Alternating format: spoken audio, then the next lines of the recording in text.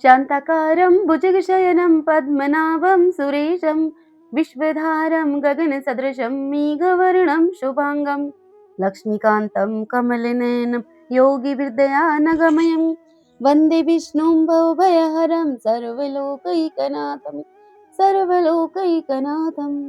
श्री लक्ष्मी नारायण भगवान की जय। श्री राधा कृष्णाभ्याम नमो नमः। ओम नमो भगवते वासुदेवाय।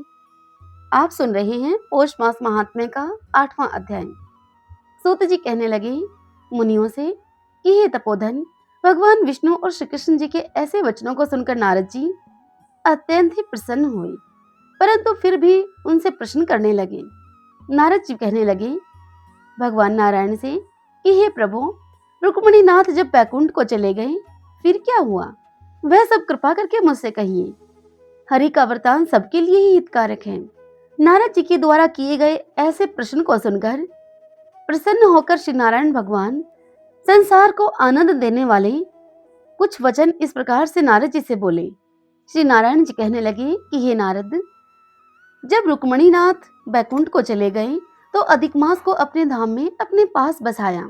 वहां बैकुंठ में बसकर अधिक मास अत्यंत ही आनंद करने लगा और भगवान के साथ क्रीड़ा करने लगा। श्री कृष्ण ने मन से प्रसन्न होकर मलमास को 12 मासों में सबसे श्रेष्ठ कर दिया और सबका प्रिय बना दिया। इस प्रकार भक्तवत्सल भगवान युधिष्ठिर और द्रौपदी को कृपा से देखते हुए अर्जुन से आगे बोले। यह कथा श्री कृष्ण पांडवों को सुना रहे हैं जब वे वन में रहा करते थे। श्री कृष्ण अर्जुन से बोले, हे राज सिंह, दुख में डूबे होने के कारण तुमने तपोवन में आए हुए पुरुषोत्तम का अनादर नहीं किया और वृंदावन चंद्र का प्रिय मास आपके वन में रहने से अनजाने में ही बीत गया। भय से दुखित मन वाले भीष्म और द्रोण भी इस पुरुषोत्तम मास को नहीं जान पाए और भय के द्वेष से तुमने भी नहीं जाना। तुम वेदव्यास जी से प्राप्त की हुई विद्या और आराधना में ही लगे रहे। भयंकर शक्तिशाली अर्जुन इंद्रप्रस्थ आए, परंतु उसके दुख से दुखित भाग्यवश आप लोगों ने नहीं जाना। अतः अब क्या करना चाहिए? मनुष्य को प्रारब्ध भोग अवश्य भोगना पड़ता है। मनुष्य प्रारब्ध से ही सुख, दुख, भय और आनंद को प्राप्त होता है। अतः सदा ही भाग्य पर ही भरोसा रखो। हे महाराज, अब मैं आपके दुख का दूसरा कारण आपसे कहता हूँ। इतिहास प्रसिद्ध इस कथा को अच्छी तरह से श्रवण करो। तदंतर कृष्ण कहने लगे कि यह द्रौपदी पूर्व जन्म में महाभाग्यशाली ब्राह्मण की पुत्री थी। कुछ काल व्यतीत होने पर 10 वर्ष की इसकी आयु हो गई। अपने पिता की यह एक ही पुत्री थी और बड़ी ही चतुर, गुणवती और सुंदरी होने के कारण यह पिता को अत्यंत प्रिय थी।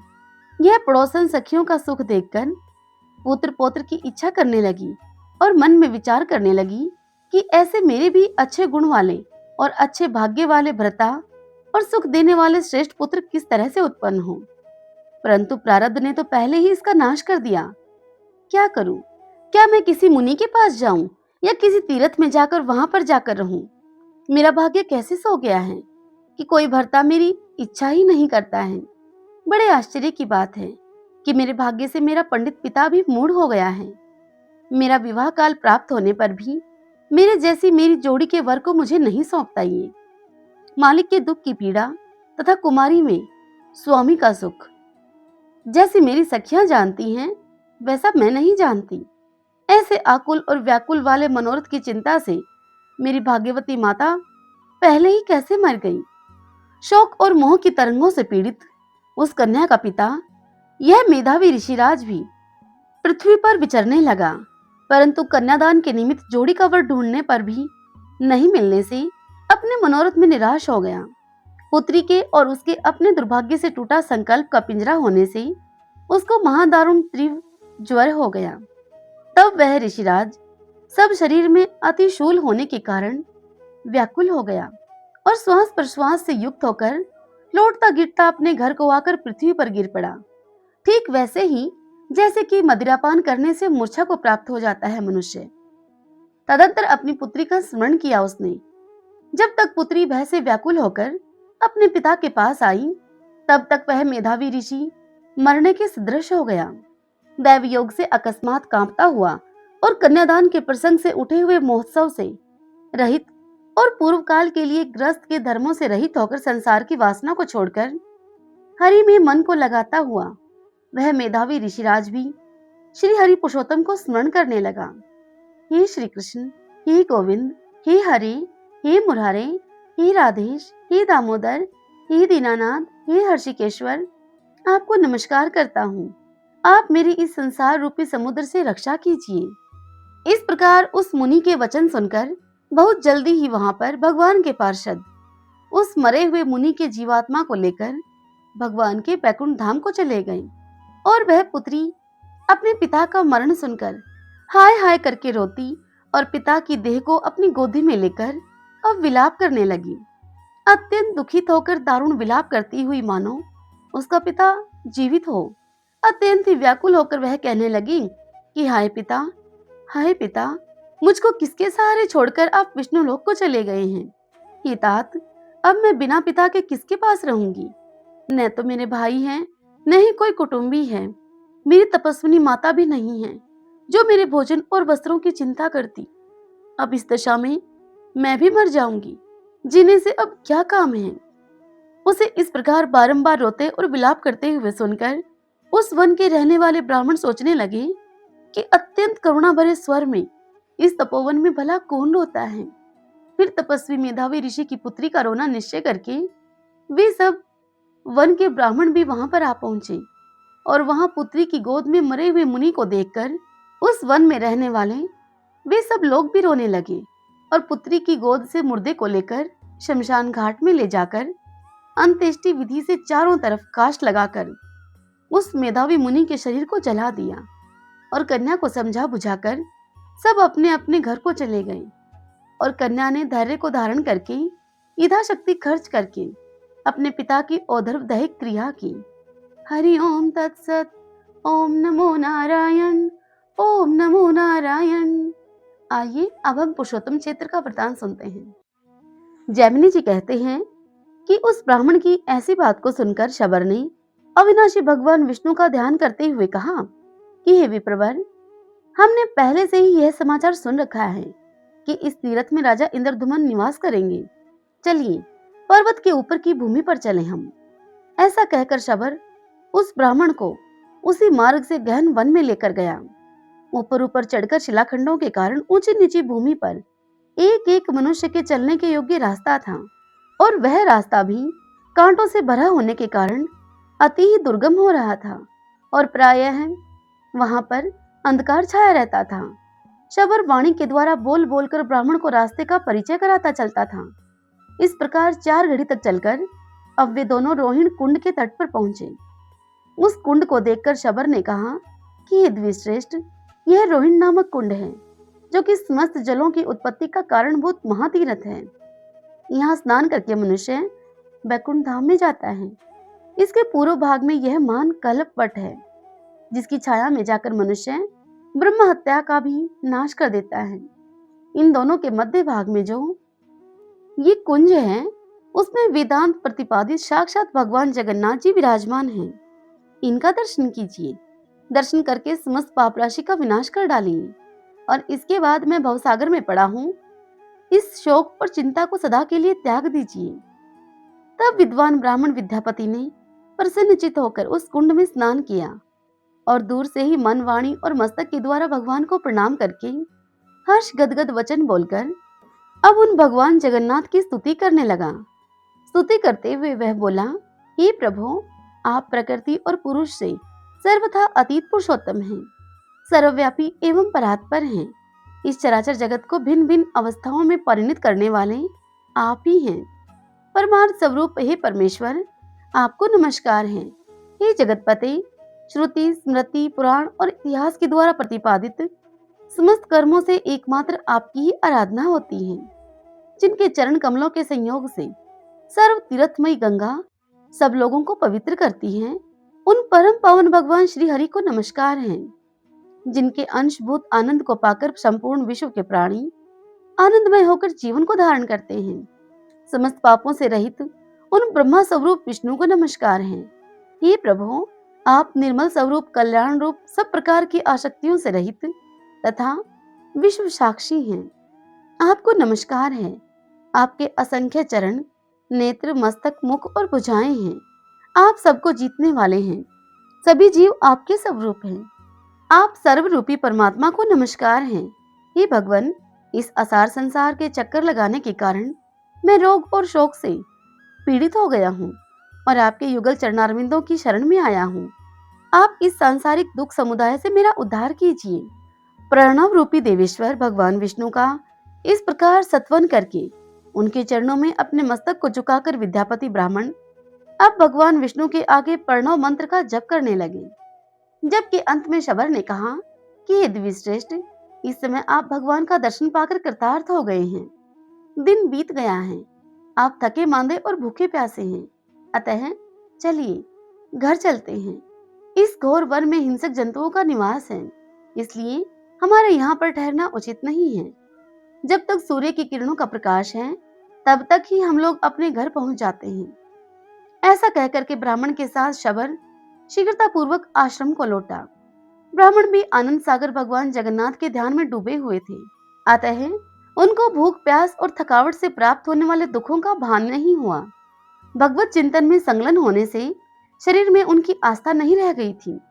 वे शरीर स्थिति से ऊपर उठ चुके थे, इसलिए कंटक राशि से व्याप्त शिलाखंडों के ऊंचे नीचे दुर्गम मार्ग में चलते हुए भी कष्ट का अनुभव नहीं करते थे। घर आने पर शबर ने ब्राह्मण अतिथि को नाना प्रकार के पवित्र दिव्य पदार्थ देकर भली भांति उनका पूजन किया। तदंतर शबर के दिए हुए राजोचित उपचारों से पूर्णतः तृप्त होकर ब्राह्मण को बड़ा विस्मय हुआ। उन्होंने चकित होकर कहा शबर से कि हे साधो, तुमने मेरे सत्कार के लिए जो ये अलौकिक वस्तुएं समर्पित की हैं, उनका दर्शन राजाओं ने भी नहीं किया है। तुम्हारे घर में ऐसी दिव्य वस्तुओं का संग्रह बड़े ही आश्चर्य की बात है। यह सुनकर शबर ने कहा कि हे द्विश्रेष्ठ, इंद्र आदि देवता प्रतिदिन दिव्य उपचार लेकर जगन्नाथ जी की पूजा करने के लिए आते हैं। पूजा करके भक्ति पूर्वक स्तुति और नमस्कार करते हैं। फिर गीत, वाद और नृत्य के द्वारा भगवान को संतुष्ट करके अपने स्थान को वे वापस लौट जाते हैं। ये सब दिव्य पदार्थ जगन्नाथ जी के प्रसाद हैं, जो मैंने आपको अर्पित किए हैं। भगवान के इस प्रसाद को खाकर हम लोगों के रोग और बुढ़ापे का नाश हो गया है। जिसके सेवन से मनुष्य मोक्ष का भागी होता है, उस प्रसाद का यदि ऐसा प्रभाव हो तो यह कोई आश्चर्य की बात नहीं है। भगवत प्रसाद का यह दुर्लभ प्रभाव सुनकर ब्राह्मण के शरीर में अब रोमांच हो आया। आनंद के आंसुओं से उनकी आंखें बंद हो गईं और उन्होंने अपने को कृतार्थ मानते हुए कहा। ब्राह्मण ने शबर से कहा, आहो, यह शबर कुल में उत्पन्न मनुष्य प्रतिदिन अविनाशी परमात्मा का दर्शन करता है और उनके प्रसाद स्वरूप दिव्य भोग का उपभोग करता है। इस पृथ्वी पर चराचर जगत में इसके समान भाग्यवान दूसरा कोई नहीं है। इसके साथ मैत्री करके मैं भी इस वन में निवास करूंगा। इस प्रकार दीर्घ काल तक विचार करके भगवान श्री विष्णु में अपने मन को लगाए रहने वाले उस ब्राह्मण ने शबर से कहा कि यदि मुझ पर तुम्हारा अनुग्रह हो तो मैं तुम्हारे साथ मित्रता करूंगा। यह मेरे मन का महान निश्चय है। बड़े भाग्य से तुम्हारे साथ मेरा समागम हुआ है। अब तुम्हारे प्रसाद से मैं दुस्तर भवसागर को पार कर जाऊंगा। वैष्णव के साथ मित्रता होना दुखमय संसार से पार करने वाला है। इसी को इस असार संसार सागर में सार वस्तु बताकर साधु पुरुष इसकी सराहना करते हैं। तुम जैसे मित्र के सहवास से कमल के समान नेत्रों वाले शंख चक्र गदाधारी भगवान विष्णु का पुनः प्रत्यक्ष दर्शन होगा मुझे। हे सखे, मेरे लौट जाने पर राजा इंद्रधुमन भगवान की आराधना करने के लिए यहीं पर आकर निवास करेंगे। उनकी इच्छा है यहाँ एक विशाल मंदिर बनवावें जो भगवान को प्रिय है। जगन्नाथ जी की पूजा के लिए शास्त्रों उपचारों का प्रबंध करूंगा। यह उनकी महाप्रतिज्ञा है। यह सुनकर शबर ने कहा कि हे सखे, यह भी पुरातन काल से वैसी ही बात प्रसिद्ध है जैसे कि आपने इंद्रधुमन के आगमन के संबंध में कही है। केवल इतनी ही बात होगी कि राजा यहाँ पर नील माधव का दर्शन नहीं कर सकेंगे। भगवान ने यमराज से एक प्रतिज्ञा की है। उस प्रतिज्ञा के अनुसार वे शीघ्र ही स्वर्णमयी बालुका में छिपकर अदृश्य हो जाएंगे। आपने महान सौभाग्य के फल से भगवान का प्रत्यक्ष दर्शन कर लिया है। इंद्रधुमन के आने पर निश्चय ही आंखों से ओझल हो जाएंगे, परंतु यह बात आपको राजा के आगे नहीं कहनी चाहिए। राजा जब यहाँ आकर भगवान को नहीं देखेंगे और अन्न जल को त्याग कर मरने को तैयार हो जाएंगे, तब स्वप्न में उन्हें भगवान गदाधर का दर्शन होगा और उन्हीं के आदेश से वे भगवान की काष्ठ में 4 मूर्तियों को ब्रह्मा जी के द्वारा स्थापित कराकर भक्ति पूर्वक उन मूर्तियों की पूजा करेंगे। इस प्रकार परस्पर पुण्य में चर्चा करके अब वे दोनों सुंदर स्थान में पल्लव बिछी हुई शैया पर सो गए। सवेरा होने पर दोनों ने तीर्थराज समुद्र के जल में विधि पूर्वक स्नान किया और भगवान माधव को प्रणाम करके राजा के रहने के योग्य उत्तम स्थान का निश्चय करने के बाद अब वे दोनों लौट आए। तत्पश्चात मित्र से विदा लेकर ब्राह्मण रथ पर आरूढ़ होकर अब अपने अवंतीपुरी में चले आए। रथ पर बैठे हुए विद्यापति ब्राह्मण ने यह मन में विचार किया कि मैंने जो भगवान नील माधव का दर्शन कर लिया, उससे मेरा कर्तव्य पूरा हो गया। अब श्री पुरुषोत्तम क्षेत्र की परिक्रमा करके शीघ्र ही मैं यहाँ से लौटूं। अपने मन में ऐसा निश्चय करके वे नाना प्रकार के वृक्षों से भरे हुए क्षेत्र और वन को देखते हुए उस समय उस पुरुषोत्तम तीर्थ की परिक्रमा करने लगे। परिक्रमा पूरी करके भगवान का ध्यान करते हुए बिना कुछ खाए पिए ही वे चल पड़े और संध्या होते होते अवंतीपुरी में जा पहुंचे। दूतों ने महाराज को अब उनके लौटने का समाचार सुनाया। सुनकर महाराज इंद्रद्युम्न बहुत अधिक प्रसन्न हुए। वे भगवान जनार्दन की पूजा करके विद्वान ब्राह्मणों के साथ प्रसन्नता पूर्वक बैठे और विद्यापति के आगमन की अब प्रतीक्षा करने लगे। इसी समय प्रवेश मार्ग बताने वाले छड़ीदार सिपाहियों और द्वारपालों के द्वारा सूचित किए हुए रास्ते से उत्कंठित होकर पूर्ववासियों के साथ विद्यापति उस ब्राह्मण ने भगवान नील माधव की प्रसाद स्वरूप सुंदर माला हाथ में लेकर राजा के आगे दरबार में प्रवेश किया। दरबार में विद्यापति ब्राह्मण का आगमन देखकर अब राजा अपने सिंहासन से उठ खड़े हुए और हे जगदीश प्रसन्न होइए, ऐसा कहते हुए राजा इंद्रद्युम्न अब उस विद्याधर ब्राह्मण के समीप गए और फिर राजा इंद्रद्युम्न उस ब्राह्मण से कहने लगे कि आज मेरा जीवन, जन्म और कर्म दोनों ही दृष्टियों से सफल हो गया है, क्योंकि इस समय मैं यहाँ पर प्रसाद माला के रूप में साक्षात माधव का दर्शन कर रहा हूँ।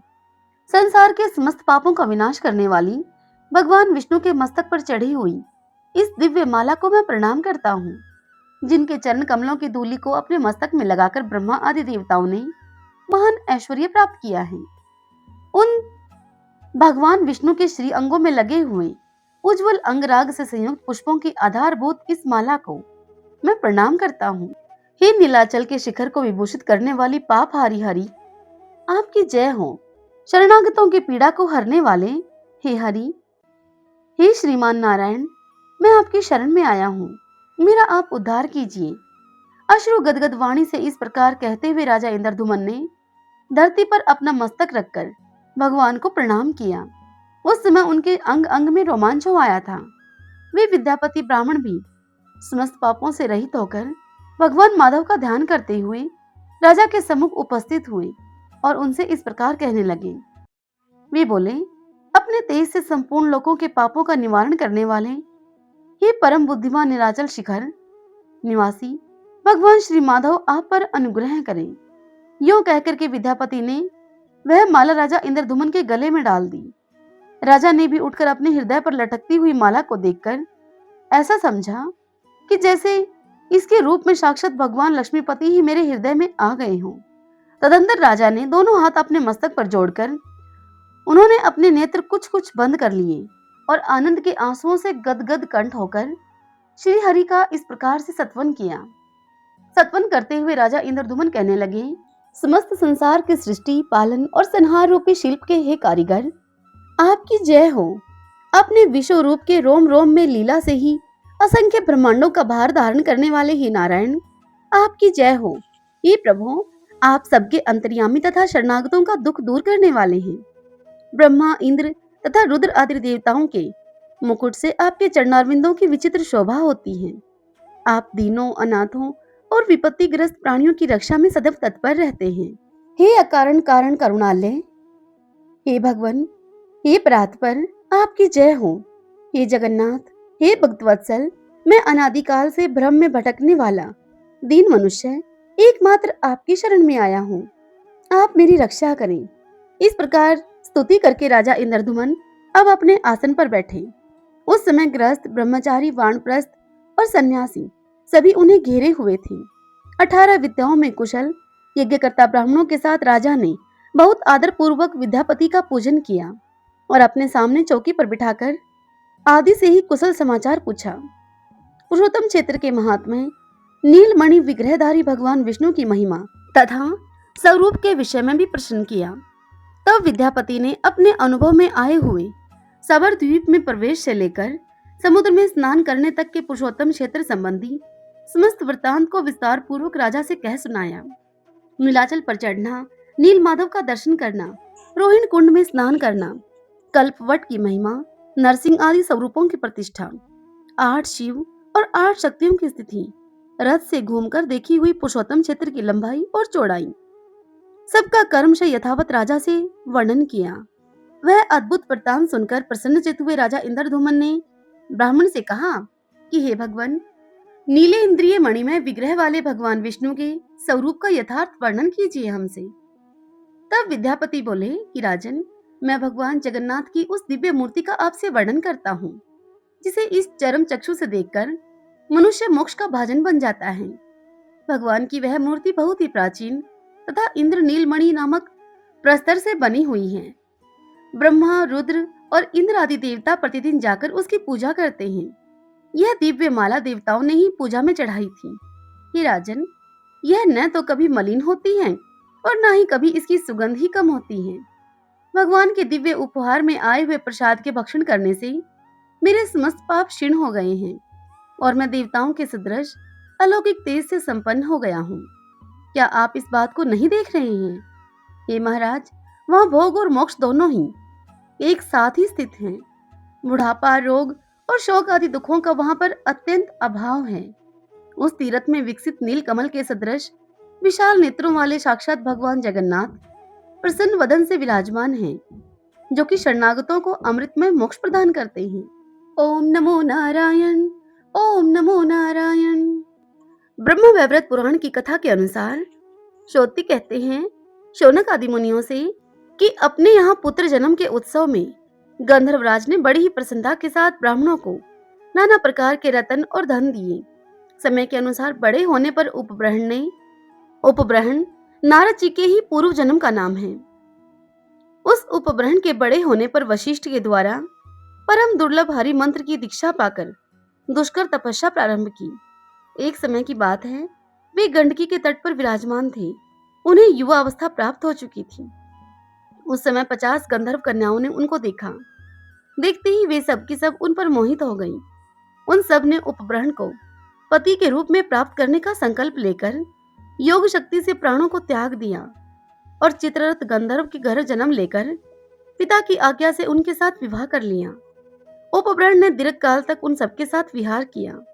नारद जी, जो कि अपने पूर्व जन्म में उपब्रहण थे, उन्हें अपने पिता ब्रह्मा जी के द्वारा श्राप मिला था।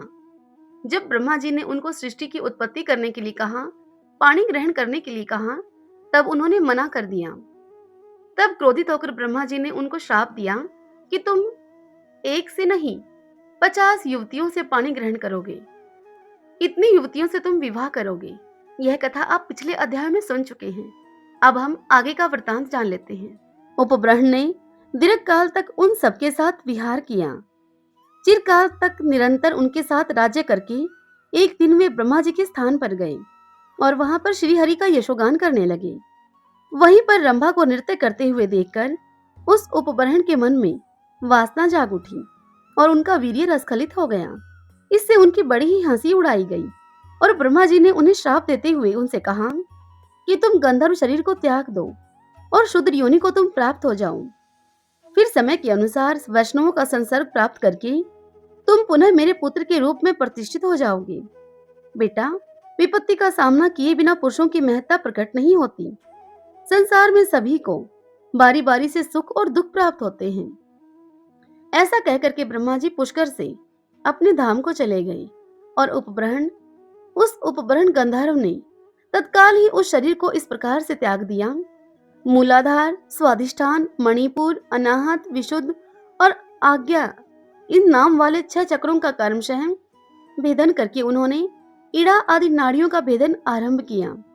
इड़ा, सुषुम्ना, मेधा, पिंगला, प्राणहारिणी, सर्व ज्ञान प्रदा, मन संयमनी, विशुद्धा, निरुद्धा, वायु संचारिणी, तेज है, शुष्करी, बल पुष्टि करी, बुद्धि संचारिणी, ज्ञान जृंभण कारिणी, सर्व प्राणहरा तथा पुनर्जीवन कारिणी। इन 16 नाड़ियों का भेदन करके मन के सहित जीवात्मा को ब्रह्मरंध्र में लगाकर वे योगासन से बैठ गए और 2 घड़ी तक उन्होंने आत्मा को आत्मा में ही लगाया। तत्पश्चात वे जाति स्मर अर्थात पूर्व जन्म की बातों को याद रखने वाले योगीराज उपब्रह्मण ब्रह्मा भाव को प्राप्त हो गए। 3 तार वाली दुर्लभ वीणा को बाएं कंधे पर रखकर दाहिने हाथ में शुद्ध शैफ्टिक की माला को लिए हुए वे वेद के सार तत्व तथा उद्धार के उत्तम बीज रूप परात्पर परब्रह्मा में अर्थात कृष्ण इन 2 अक्षरों का जाप करने लगे। उन्होंने कुश की चटाई पर पूर्व की ओर सिरहाना करके पश्चिम दिशा की ओर दोनों चरण फैला दिए और इस तरह से वे सो गए कि मानो कोई पुरुष सो रहा हो। उनके पिता गंधर्वराज ने उन्हें इस प्रकार से देह त्याग करते हुए देखकर स्वयं भी अपनी पत्नी के साथ मन ही मन श्री कृष्ण का स्मरण करते हुए योग धारणा के द्वारा प्राण त्याग दिए और परब्रह्मा परमात्मा को प्राप्त कर लिया। उस समय उपब्रह्मण के सभी भाई बंधु और पत्नियां बारंबार विलाप करते हुए जोर जोर से रोने लगे। विष्णु की माया से मोहित होने के कारण शोक से पीड़ित होकर वे उनके शरीर के पास गए। उपब्रह्मण की 50 पत्नियों में जो उनकी परम प्रियसी तथा प्रधान पटरानी थी, वह सती साध्वी मालावती अपने प्रियतम को छाती से लगाकर अत्यंत ही उच्च स्वर से रोदन करने लगी। भांति भांति से करुण विलाप करके मालावती कहने लगी, कमलो उद्भव ब्रह्मा जी का यह कथन है कि मुझ सती साध्वी कुलीन नारियों के लिए उसके पति के सिवा दूसरा कोई विशिष्ट बांधव नहीं दिखाई देता। अतः हे दिशाओं के स्वामी, हे दिक्पालों, हे धर्म, हे प्रजापति, हे गिरीश शंकर तथा हे कमलकांत नारायण, आप लोग मुझे पति दान दीजिए।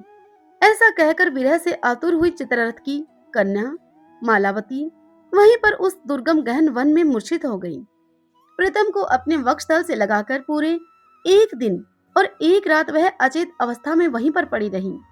उस समय संपूर्ण देवताओं ने उसकी रक्षा की। प्रातःकाल फिर से होश में आने पर वह पुनः जोर जोर से विलाप करने लगी। उस सती ने श्री हरि को संबोधित करके पुनः वहां इस प्रकार से कहा। मालावती कहने लगी, हे श्री कृष्ण, आप संपूर्ण जगत के नाथ हैं, सबके स्वामी तथा संरक्षक हैं। हे नाथ, मैं जगत से बाहर नहीं हूँ। हे प्रभु, आप ही जगत के पालक हैं, फिर मेरा पालन क्यों नहीं कर रहे हैं? यह पति है और मैं इसकी स्त्री हूँ। इस प्रकार जो इदम और मम का भाव उत्पन्न होता है वह आपकी माया की ही करामात है। आप ही सबके स्वामी हैं और ऐसा होना ही अधिक संभव है क्योंकि आप ही सबके कारण हैं। कर्म के फल से गंधर्व उपब्रह्मण मेरे प्रियतम पति हुए और कर्मवश ही मैं उनकी प्रियतमा पत्नी हुई।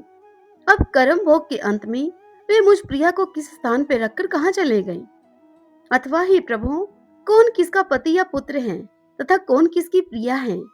विधाता ही कर्म के अनुसार प्राणियों को एक दूसरे से संयुक्त और वियुक्त करता रहता है। संयोग में परम आनंद मिलता है और वियोग में प्राणों पर संकट उपस्थित हो जाता है।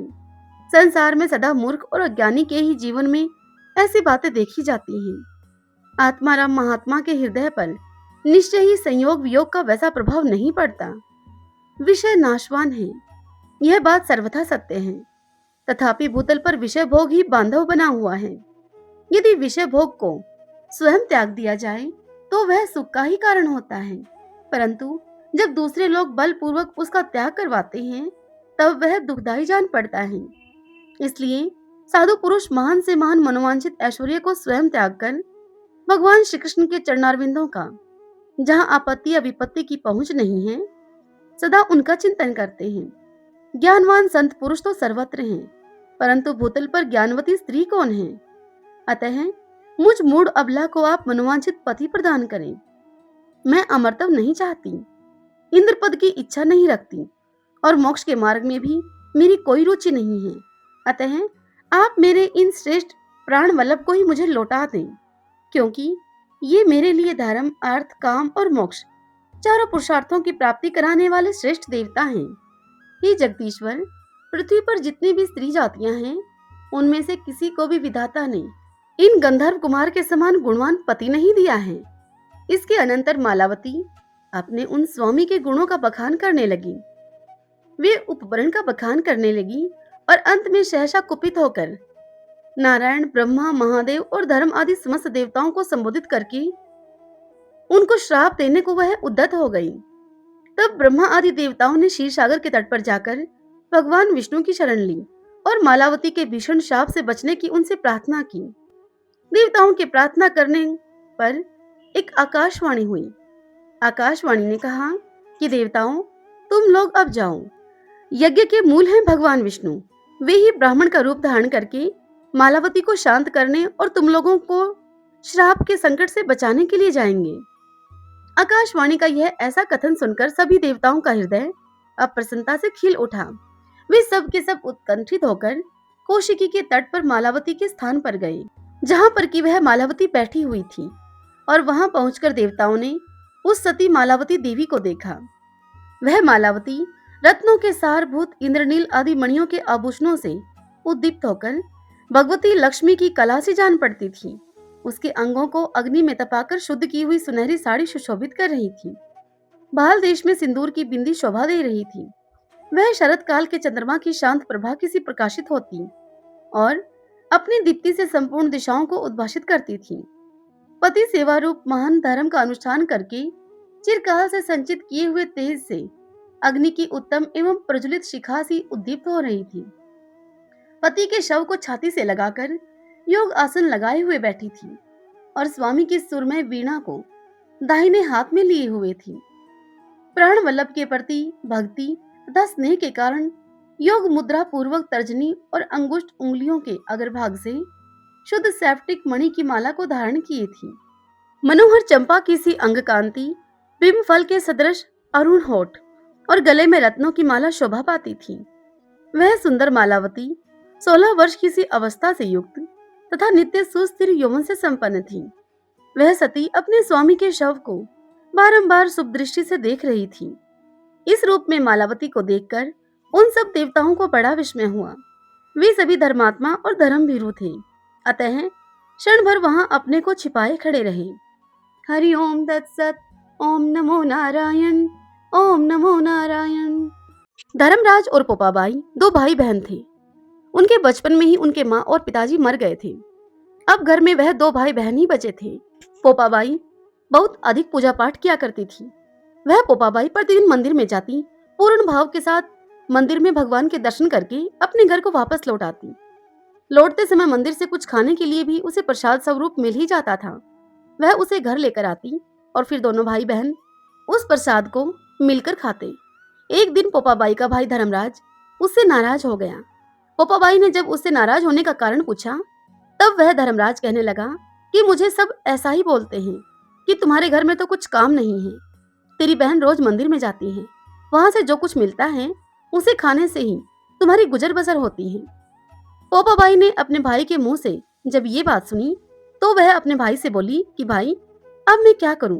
तुम उन लोगों को बोलने दो जो वो बोलते हैं। लो थोड़ा सा तुम खा लो, तुम सुबह से भूखे हो। तब धर्मराज कहने लगा कि नहीं, मैं कुछ नहीं खाऊंगा। तब पोपाबाई फिर से धर्मराज से बोली कि ले भाई, कुछ खा ले, तुम ही बताओ मुझे क्या करना चाहिए। तब धर्मराज कहने लगा कि एक सफेद गाय और उस सफेद गाय के एक सफेद ही बछड़ा हो, सुंदर तेरी भाभी हो, हमारे घर में यह सब कुछ होगा तभी मैं खाना खाऊंगा। तब पोपाबाई उसे फिर से बोली कि भाई, आज तो मैं दर्शन करके आ गई हूँ, कल जब मैं भगवान के दर्शन करने के लिए जाऊंगी तब मैं उनसे यही सब मांग लूंगी। अब तो मैं मंदिर नहीं जाऊंगी, तू थोड़ा सा यह खाना खा ले। फिर जब दूसरे दिन पोपाबाई मंदिर में गई, तब अपनी पूजा पाठ करने के बाद पोपाबाई वापस घर आने लगी। तब पीछे से भगवान उसे बोले कि पोपाबाई, ये लेकर जा। लेखा राई राई का, राज पोपाबाई का। और फिर पोपाबाई कहने लगी कि भगवान, सफेद गाय, सफेद एक बछड़ा और सुंदर मेरी भाभी हो, इतना मुझे दोगे तो ही ये बनी हुई रसोई अर्थात यह भोजन का थाल मैं लेकर जाऊंगी, नहीं तो मैं कुछ नहीं लेकर जाऊंगी। तब भगवान पोपाबाई से कहने लगे कि पोपाबाई, तू अपने घर को जा, वहां तुझे सब कुछ वैसा ही मिलेगा। यह सुनकर पोपाबाई अब अपने घर को आ गई। जब वह घर में पहुंची तो वह सब कुछ देखकर जो उसने भगवान से मांगा था वह निहाल हो गई और बहुत प्रसन्न हुई। घर के आगे सफेद गाय, सफेद बछड़ा और घर के आंगन में एक भाभी खड़ी हैं। पोपाबाई को आया हुआ देखकर भाई कहने लगा कि बहन, कितनों का खाना लेकर आई हैं? तब पोपाबाई बोली कि भाई, हम तीनों का ही लेकर आई हूँ। तब उसका भाई बोला, धर्मराज बोला, आजा, तो ले आइए खाना, बहुत भूख लगी है। तदंतर उन तीनों ने मिलकर वह भोजन कर लिया। अब साल भर हो गया तीनों को एक साथ में रहते रहते। पोपाबाई की भाभी के मन में फर्क आ गया। पोपाबाई की भाभी अपने पति से कहने लगी एक दिन कि हम दोनों कमाएंगे और खाएंगे, तीसरों को क्यों रखे हम अपने साथ? कल को लोग भी बातें बनाएंगे कि माँ बाप तो मर गए, कुंवारी बेटी घर में बैठी है, भाई की आंखें बंद हो गई हैं, उसकी शादी नहीं करता। आप ऐसा करो कि पोपाबाई की तुम शादी करवा दो। दोनों पति पत्नी जब यह बातें कर ही रहे थे, तब पोपाबाई ने यह सब बात सुन ली। सुनकर वह अपने भाई से कहने लगी कि भाई, क्या बात है? तब उसका भाई बोला कि बेटी को पराया घर तो भेजना ही पड़ता है, अब घर संभालने के लिए तेरी भाभी आ गई है। तेरी भाभी भी यही बोल रही है कि तेरा ब्याह करा दें। यह सुनकर पोपाबाई कहने लगी कि भाई, मैं तो पराये पुरुष का मुख भी नहीं देखूंगी। मैं अपना समय और जीवन भगवान के राम नाम और उनकी भक्ति में ही बिताऊंगी। मैं तुम्हारी गाय और बछड़े को चरा लाऊंगी। तुम ऐसा करो, गांव के बाहर मेरे लिए एक झोपड़ी डाल दो, वहीं पर मैं रह लिया करूंगी। पोपाबाई की इस बात को सुनकर उसके भाई ने गांव के बाहर एक झोपड़ी बना दी, पानी का तालाब बनाया, बड़ पीपल के पेड़ लगा दिए, पानी के लिए लोटा और बाल्टी उसको दे दी।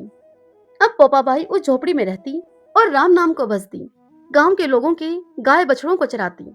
गांव के लोग ठंडी बासी जैसा भी भोजन उसे देकर जाते, वह उसे खाकर भगवान की भक्ति करते हुए अब अपने दिन बिताने लगी। एक दिन एक राजा शिकार करने के लिए वहां आया।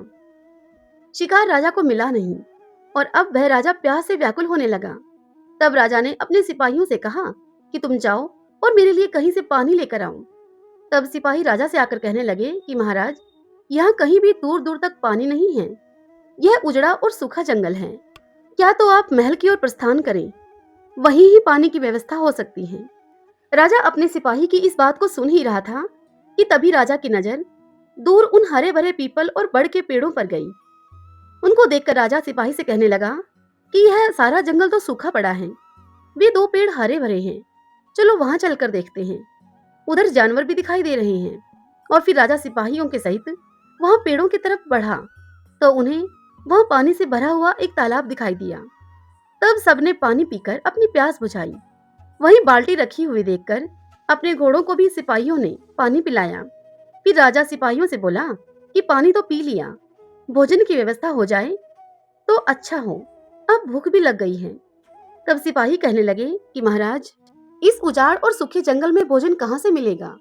इस पीपल के फल को खाकर ही भूख शांत कर लीजिए। तब फिर सभी ने पीपल के पेड़ के फल खाए और फिर राजा कहने लगा कि यह स्थान सत की नगरी है, यहाँ इस उजाड़ जंगल में यही पेड़ हरे हैं, पानी भी इसी जंगल में सिर्फ यहीं पर मौजूद है।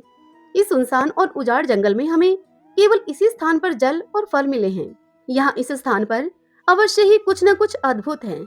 तुम इन हरे भरे पेड़ों पर चढ़कर मुझे देखकर बताओ कि तुम्हें क्या नजर आ रहा है। राजा के आदेश के अनुसार अब सिपाही पेड़ पर चढ़े, परंतु सिपाहियों को कुछ भी नहीं दिखा, क्योंकि पोपाबाई पत्ते पर बैठी थी। तब राजा उनसे कहने लगा कि कुछ न कुछ तो रहस्य अवश्य है। फिर राजा स्वयं पेड़ पर चढ़ा तो उसे पोपाबाई दिखाई दी। फिर राजा ने पोपाबाई की झोपड़ी का दरवाजा खटखटाया। तब अंदर से पोपाबाई नहीं बोली। अब राजा ने जब तीसरी बार दरवाजा खटखटाया तो पोपाबाई कहने लगी अंदर से कि कौन हो तुम, मेरी झोपड़ी का दरवाजा क्यों खटखटा रहे हो?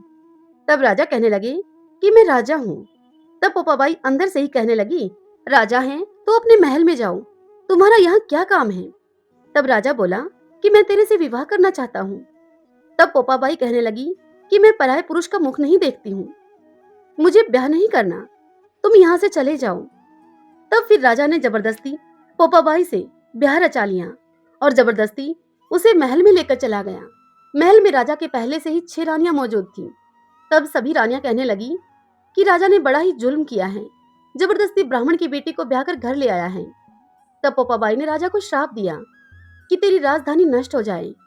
उधर जब पोपाबाई के भाई ने झोपड़ी में ध्यान लगाकर देखा तो उसे उसकी बहन नहीं दिखाई दी और ध्यान लगाया तो उसे सब पता चल गया। फिर धर्मराज राजा के सामने आकर कहने लगा कि राजा, तूने बहुत बड़ा पाप कमाया है। ब्राह्मण की बेटी को जबरदस्ती ब्याह कर ले गया है। उसने आजीवन कुंवारी रहकर राम नाम प्रभु भक्ति में अपना जीवन बिताने का और पराये पुरुष का मुख नहीं देखने का प्रण ले रखा था। यह तूने ठीक नहीं किया। तब राजा उससे कहने लगा कि अब मैं क्या करूं, अपनी इस भूल को मैं कैसे सुधारूं। तब धर्मराज राजा के स्वप्न में कहने लगे कि इसे बेटी बनाकर वापस छोड़कर आ और वहां इसकी झोपड़ी बनवा कर आ। अब सुबह हुई, राजा उठा, परंतु उसने उस रात के सपने की बात पर कोई अमल नहीं किया। समस्त रानियों ने भी राजा से पोपाबाई को वापस अपने यथास्थान पर छोड़ के आने के लिए कहा, परंतु राजा ने उनकी एक न सुनी। अब रात हुई, तब फिर से राजा को सपने में धर्मराज दिखाई दिया और राजा से बोला कि राजा, तेरी सारी राजधानी नष्ट हो जाएगी। पोपाबाई को बेटी बनाकर जहां से लेकर आया है वहीं पर झोपड़ी बनाकर वापस छोड़कर आ। और फिर राजा ने सवेरे उठकर सभी सामान, ईंट, सीमेंट आदि ले जाकर उसी स्थान पर पोपाबाई के लिए एक कमरा बनवा दिया और उसे भी छोड़कर आ गया। अब रात होने पर जब राजा सोया, तब धर्मराज पुनः राजा के स्वप्न में आया और राजा से कहने लगा कि राजा, तेरा और सब पाप तो झड़ गया है, लेकिन एक कलंक तेरे रह गया, वह नहीं झड़ा। तेरा वह पाप खत्म नहीं हुआ। यह सुनकर अब राजा कहने लगा, तो अब मैं क्या करूं, किस प्रकार इस कलंक से मैं मुक्ति पाऊं। तब धर्मराज कहने लगा कि गांव के बाहरी हिस्से में एक बुढ़िया माई रहती है, अगर वो तेरी बात का हुंकारा भर दे तो तेरा यह पाप झड़ जाएगा, नहीं तो नहीं झड़ेगा। और फिर अगले दिन राजा उठकर भिखारी का भेष बनाकर उस बुढ़िया माई के घर के द्वार पर पहुंच गया और उससे कहने लगा कि बुढ़िया माई, भिक्षा दे। तब यह सुनकर वह बुढ़िया माई घर के भीतर से भिक्षा लेकर आई। बुढ़िया माई को आया हुआ देखकर भिखारी बना हुआ राजा उससे कहने लगा कि बुढ़िया माई, तेरे से एक बात कहूं। तब बुढ़िया बोली कि हाँ, क्या बात है, बता। तब राजा बोला कि एक राजा ने बहुत बड़ा जुल्म कमाया, ब्राह्मण की बेटी को ब्याह कर लाया। वो बेचारी धर्म की बेटी थी, राम का नाम जपा करती थी, उसको ब्याह कर ले गया। यह सुनकर वह बुढ़िया बोली कि उठ यहां से, अपनी मंजिल नाप, जो जैसा करेगा वैसा भरेगा। तब राजा फिर से यही बात कहने लगा। तब बुढ़िया माई गुस्से में उस भिखारी से कहने लगी कि तू उठ यहां से, जा यहां से, मैं तेरी किसी बात का कोई हुकारा नहीं दूंगी। जो जैसा कर्म करेगा वैसा ही फल पाएगा। लेखा राई राई का, राज पोपाबाई का। पोपाबाई वहां उस राजा के चिनवाए हुए उस कोटड़े में रही और राजा पर इस कुकर्म के कारण यह विपदा पड़ी। सभी बोली धर्मराज जी महाराज की जय, पोपाबाई की जय। हे धर्मराज जी महाराज, हे पोपाबाई, यदि कोई इस कथा में भूल चूक हो गई हो तो हमें माफ करना, हमें इस कहानी को सुनने और कहने का पूर्ण फल देना। चित्रकूट के घाट पर हुई संतन की भीड़, तुलसीदास चंदन घिसे तिलक करे रघुवीर। राम राम रटते रहो जब तक घट में प्राण, कभी तो भनक पड़ेगी ही श्री राम के कान। विष्णु भगवान की कहानी। एक सेठ सेठानी थे। सेठानी विष्णु भगवान की पूजा किया करती थी, लेकिन सेठ जी को यह अच्छा नहीं लगता था। सेठ जी ने सेठानी को घर से निकाल दिया। अब वह चलते चलते अब जंगल में जा पहुंची। वहां पर 4 आदमी मिट्टी खोद रहे थे। सेठानी वहां जाकर उनसे बोली कि भाई, मुझे नौकरी पर रख लो। तब उन चारों आदमियों ने उस सेठानी को नौकरी पर रख लिया। मिट्टी खोदने से सेठानी के हाथों में अब छाले पड़ गए और उसके सिर के बाल उड़ गए। यह देखकर वे आदमी बोले कि बहन, तुम किसी अच्छे घर की मालूम होती हो, तुम ऐसा करो, तुम हमारे घर का काम कर दिया करो। यह सुनकर सेठानी ने हाँ में सिर हिलाया। तब वे सेठानी को अपने घर ले गए। अब सेठानी उनके घर में रहकर उनके घर के कामकाज करने लगी। वे सब रोज 4 मुट्ठी अनाज लेकर आते थे और चारों उस अनाज को बांटकर खाते थे। यह देखकर सेठानी बोली कि कल से 8 मुट्ठी अनाज लेकर आना। अगले दिन वो 8 मुट्ठी अनाज लेकर आए। यह देखकर सेठानी आप पड़ोसन से आग मांग कर लाई और सेठानी ने भोजन बनाया, विष्णु भगवान को भोग लगाया और फिर सबको भोजन परोसा। तब सभी आदमी कहने लगे कि बहन, भोजन तो बड़ा स्वाद है। तब बहन बनी हुई सेठानी कहने लगी कि भाई, भगवान का जूठा है तो स्वाद तो होगा ही। उधर वह सेठ अब भूखा मरने लगा। सेठ से सभी लोग कहने लगे कि यह तो सेठानी के भाग का खाया करता था। अब सेठ अपनी सेठानी को ढूंढने के लिए घर से निकल पड़ा। ढूंढते ढूंढते वह भी उसी जंगल में आ गया। वहां उसने उन्हीं 4 आदमियों को मिट्टी खोदते हुए देखा। सेठ ने उनसे कहा कि भाई, मुझे नौकरी पर रख लो। तब वे बोले कि ठीक है भाई, तू भी मिट्टी खोद ले। अब वह भी मिट्टी खोदने लग गया। मिट्टी को खोदने से उसके हाथ में छाले पड़ गए और सिर के बाल भी उड़ गए, क्योंकि वह तो सेठ था। मजदूरी करना उसके कहाँ बस की बात थी। यह देखकर वे आदमी कहने लगे कि भाई, तुम अच्छे घर के लगते हो, तुम हमारे घर पे रह लिया करो, घर के छोटे मोटे काम कर दिया करो। और वह उसे अब अपने घर अपने साथ ले गए। वहां जाकर सेठ ने सेठानी को पहचान लिया, लेकिन सेठानी ने नहीं पहचाना, क्योंकि सेठानी तो घूंघट में रहा करती थी। वह सभी से घूंघट करती थी। सेठानी ने अब शाम हुई तब भोजन बनाया, विष्णु भगवान को भोग लगाया और सभी को भोजन परोसने लगी। जब वह सेठानी सेठ की थाली परोसने लगी तो विष्णु भगवान ने उस सेठानी का हाथ पकड़ लिया। तब उसके भाई बोले कि बहन, ये क्या कर रही हो? तब वह सेठानी बोली कि भाई, मैं तो कुछ भी नहीं कर रही, मेरा हाथ तो विष्णु भगवान ने पकड़ रखा है। यह सुनकर उसके भाई बोले कि हमें भी अपने भगवान के दर्शन करवाओ बहन। तब सेठानी ने भगवान से प्रार्थना की तो विष्णु भगवान ने उन सभी को दर्शन दिए। फिर सेठ ने सेठानी से माफी भी मांगी। तत्पश्चात उन भाइयों ने अपनी बहन उस सेठानी को बहुत सा धन देकर सेठ जी के साथ विदा किया और फिर सेठ और सेठानी दोनों मिलकर विष्णु भगवान की पूजा करने लगे। उनके ऐसा करने से अब उनके घर में फिर से अंधन के भंडार भर गए। यदि कोई मनुष्य अपने घर में संपन्नता चाहता है तो वह इस कहानी को नित्य से सुने। इस कहानी का नियम संक्रांत से लिया जाता है। 1 साल तक इस कहानी को कहकर विष्णु भगवान का पीला पीताम्बर, पाव चने, पाव गुड़, 5.25 रुपए, लक्ष्मी जी का श्रृंगार का सभी सामान, साड़ी और दक्षिणा देवे। यह इसके उद्यापन की विधि है। श्री कृष्ण गोविंद हरे मुरारी, हे नाथ नारायण वासुदेव। श्री कृष्ण गोविंद हरे मुरारी, हे नाथ नारायण वासुदेव। श्री कृष्ण गोविंद हरे मुरारी, हे नाथ नारायण वासुदेव। श्री कृष्ण गोविंद हरे मुरारी, हे नाथ नारायण वासुदेव। श्री कृष्ण गोविंद हरे मुरारी, हे नाथ नारायण वासुदेव।